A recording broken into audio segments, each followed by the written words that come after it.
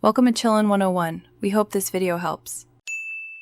In this video, I will show how to assemble a Vega helmet. First, align the visor with the helmet's side plates, making sure the attachment points match up perfectly. Next, gently insert the screws into the designated holes and tighten them securely.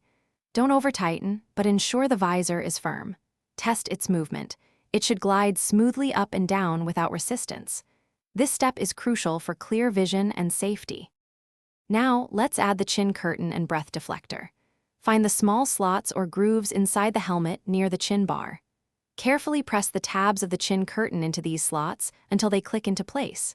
Then, position the breath deflector over your nose area, ensuring its clips or adhesive strips secure it. These components enhance comfort and prevent fogging, making your ride more enjoyable. Next, we'll install the interior liner and padding. Most Vega helmets have a removable liner system. Start by matching the snaps or Velcro on the liner to the corresponding studs or areas inside the helmet. Press firmly on each section until all the padding is securely attached. Ensure there are no loose edges. This provides crucial comfort and safety, so take your time for a perfect fit.